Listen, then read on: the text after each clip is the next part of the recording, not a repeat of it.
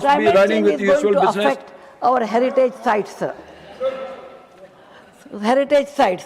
Heritage sites are very important. You tell, sir.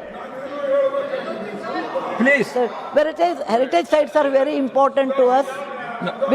Let get. Nothing will go on record except Srimati Heritage sites are very Sudhamurthyji's important speech. because they represent Please. India. This has been They widely represent discussed our on that day. history. This has been widely discussed on that day. If the The decision climate has change been is taken going on to that day. affect them, Let me consider it we will later. lose Please their don't permanent. disturb the house. Please. In this regard, Srimati Sudhamurthyji, please continue.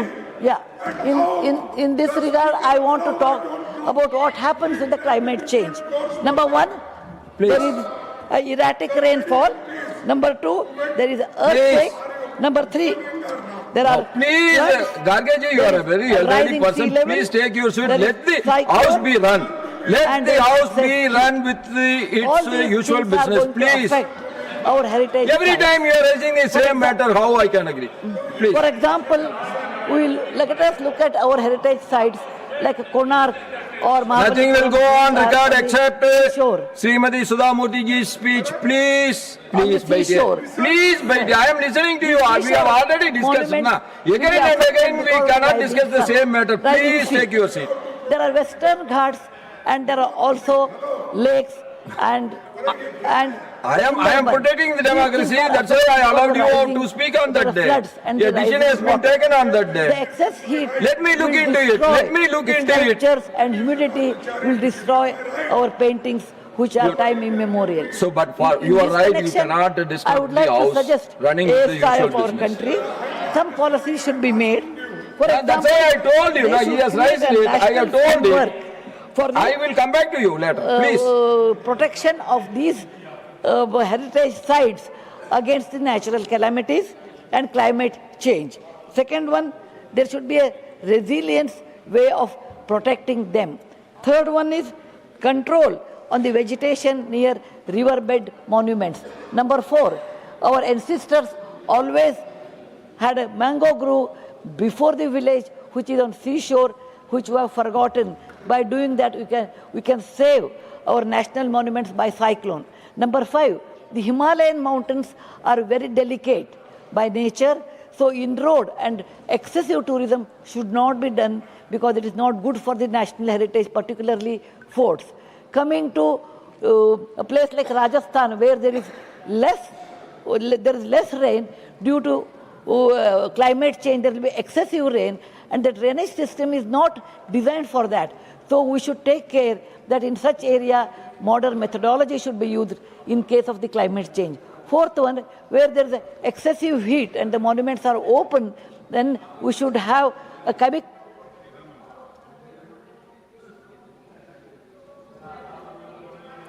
Srima Tiruchi Sivaji.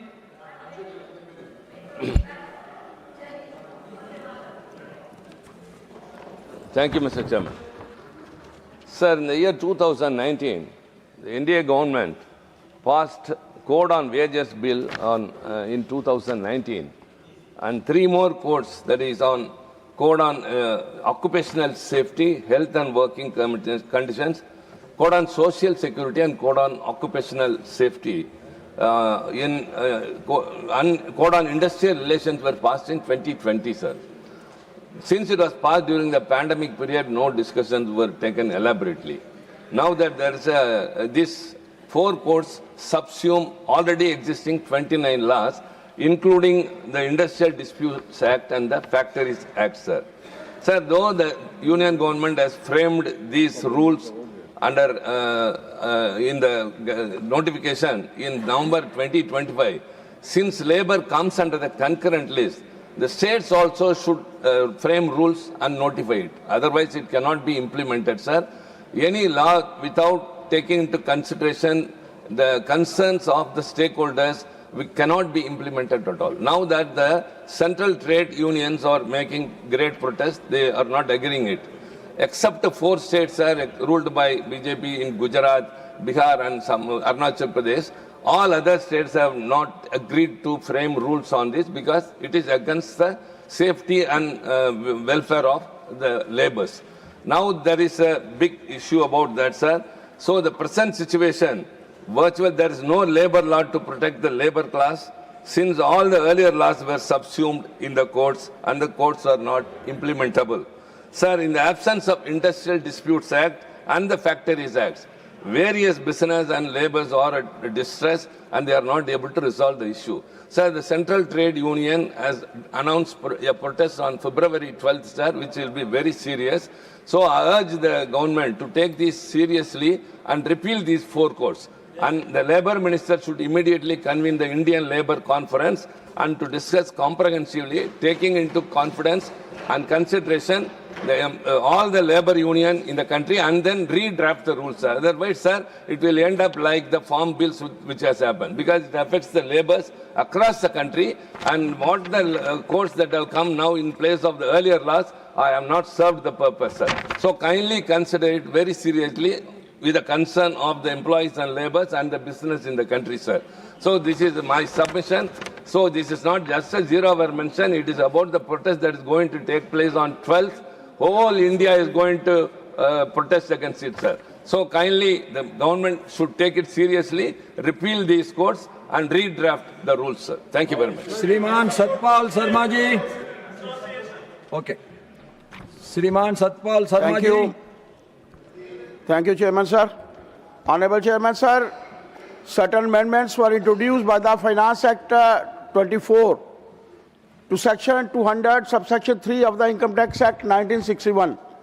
These amendments, effective from April 1st, 25, impose a 6-year time limit for filing TDS correction statements, calculated from the end of the financial year in which the original statement was required to be furnished. Honorable Sir, prior to this, there was no statutory time limit, allowing indefinite revisions for genuine errors like incorrect PAN details, challan mismatches, or clerical mistakes. Sir, for TDS statements relating to financial years prior to 18-19, the 6-year window had largely expired by March 31st, 25 in most of the cases. As a result, collections for these periods became barred after that date, aligning with the latest description of restrictions effective post-March 31st, 25. This has indeed led to reported hardships, including deductees not receiving proper TDS credit in Form 26AS, resulting in inflated tax demands or delayed refused refunds. For the deductors facing demand for sharp deductions, interest penalties under Section 201 and 220, and the potential prosecution or litigation despite having deducted and deposited the tax correctly. Sir, these issues can arise even when the tax was duly paid, as mismatches prevent proper credit allocation.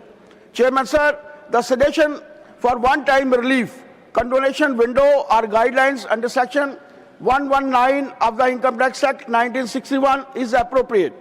Section 119 empowers the CBDT to issue orders, instructions or directions to relax provisions in case of genuine hardships, including for classes of persons or income. While no such specific relief has been announced for pre-financial year 18-19 periods of now, similar condonations have been already granted in the past for the TDS-related issues by the CBDT from time to time. Such relaxation can be given. I think it is available. Thank you very much. श्रीमान अमरपाल मौर्य जी. बहुत बहुत धन्यवाद माननीय अध्यक्ष महोदय. आज मैं आपके माध्यम से इस सदन का ध्यान एक अत्यंत महत्वपूर्ण विषय की ओर आकृष्ट करना चाहता हूं, जो भारत की लोकतांत्रिक प्रणाली, जनप्रतिनिधित्व की गरिमा तथा नागरिकों के साथ संवाद की मूल भावना से प्रत्यक्ष रूप से जुड़ा हुआ है. महोदय, क्षेत्र में विधायकों एवं सांसदों के लिए एमएलसी, राज्यसभा, इन सभी जनप्रतिनिधियों के लिए स्थायी कार्यालय की व्यवस्था के संदर्भ में महोदय, मैं आपके माध्यम से बताना चाहता हूं कि ग्राम सभा है, उसका अपना एक कार्यालय है, ब्लॉक के केंद्र हैं उनके भी अपने कार्यालय हैं, जिला पंचायत के केंद्र हैं उनके भी स्थायी कार्यालय हैं, पर सांसदों, विधायक, एमएलसी या राज्यसभा इनके स्थायी कार्यालय की व्यवस्था एक निश्चित नहीं है। कुछ सरकारें हैं, कुछ स्थान हैं जहां पर व्यवस्थाएं भी हैं, या विकास भवनों में एक कक्ष अलॉट कर दिए जाते हैं, ना वहां पर कंप्यूटर की व्यवस्थाएं होती हैं, और जो समाज में चुन करके जनता के बीच में आता है या तो अपने घर में एक ऑफिस खोल लेता है, लेकिन वो लाखों की जनता होती है और कई बार 5 साल विधायक सांसद कोई और होता है और 5 साल बाद कोई और हो जाता है। और पीछे देश की आज़ादी के बाद से कई बार ऐसी विधानसभाएं, लोकसभाएं हैं जो हर बार बदलती रहती हैं। उस क्षेत्र की जनता को आज तक ये नहीं समझ में कई बार आ पाता है कि उसका अपना विधायक का, सांसद का जाने का कार्यालय का स्थायी कौन सी व्यवस्था है। तो थोड़ा सा मन में एक संकोच होता है। दूसरा, पत्र लिखा, पत्राचार, एक सांसद वर्तमान में रहा और बाद में वो जो है चेंज हो अगली बार में, तो वो कोई पत्राचार किया तो बाद में उसका डेटा कुछ नहीं रहता, लेकिन कहीं पर थाने में कोई एफआईआर हो जाए या कलेक्टर बदल जाता है, एसडीएम बदल जाता है, तो वो सारा संरक्षण डेटा उसके साथ में रहता है। तो मैं महोदय आपके माध्यम से कहना चाहता हूं कि अगर सांसदों, विधायकों की जो समाज के लिए, देश के लिए कानून निर्माण में सहायक होते हैं, उनकी स्थायी व्यवस्था होगी और वहां पर आने वाली जो जनता है उनके दिए गए डॉक्यूमेंट से जो कागजात हैं उनको अगर हम ठीक से जो है डॉक्यूमेंटेशन करके शासन को अगर हम भेजेंगे तो उनकी व्यवस्था में, उनके काम को करने में एक सिद्धि प्राप्त होगी और उनको भी एक शासन के द्वारा जो कार्यालय होता है और एक प्राइवेट के द्वारा जब कार्यालय होता है तो वहां जाने में जनता को किसी भी प्रकार का संकोच नहीं होता, क्योंकि पार्टियां अलग अलग से होती हैं। हर प्रदेश में अलग अलग पार्टियां हैं, कहीं 2 पार्टियां हैं, कहीं 4 पार्टियां हैं। तो उस जनता को न्याय अगर हमको देना है, मोदी सरकार आज रिफॉर्म के लिए जानी जा रही है। अन्य व्यवस्थाओं को बहुत सारे देश में सुधार हो रहे हैं। मैं आपके माध्यम से चाहता हूं कि ये सुधार भी इस व्यवस्था में सांसदों, विधायकों के कार्यालय के होंगे तो बहुत न्यायपूर्ण होगा। बहुत बहुत धन्यवाद। बराला जी, मैं आपके माध्यम से श्रीमान सदन का बराला जी, एक बहुत ही महत्वपूर्ण विषय की ओर दिलाना चाहता हूं। ये केवल हरियाणा नहीं, पूरे देश की समस्या है और ये समस्या स्वास्थ्य एवं कृषि संकट की ओर आकर्षित करती है।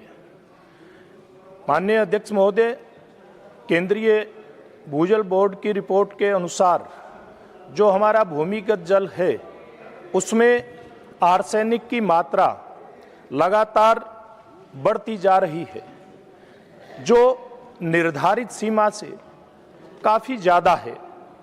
हरियाणा की अगर रिपोर्ट की बात करें तो 18 जिलों में इस प्रकार की रिपोर्ट आई है, जिसके कारण से जो भूमिगत जल है उसमें आर्सेनिक की मात्रा इतनी अधिक है कि जिसके कारण से गंभीर स्वास्थ्य संबंधी समस्याएं खड़ी होती दिख रही हैं।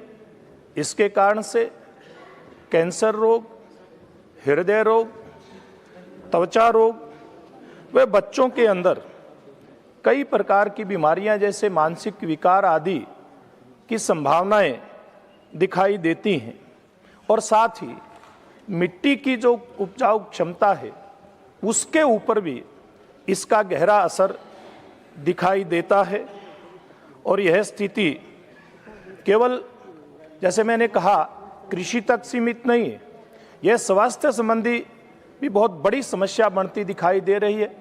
माननीय प्रधानमंत्री जी के नेतृत्व में कृषि क्षेत्र के अंदर एवं जल संरक्षण की योजनाओं के ऊपर पूरे देश में बहुत काम हुआ है, जिसके लिए मैं माननीय प्रधानमंत्री जी का बहुत बहुत धन्यवाद एवं आभार प्रकट करता हूं।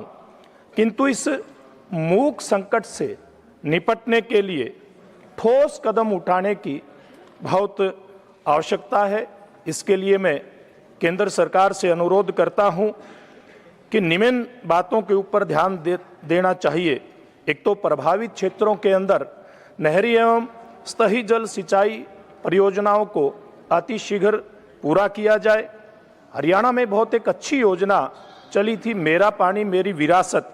इस प्रकार की योजना को और ज़्यादा मजबूत करने के लिए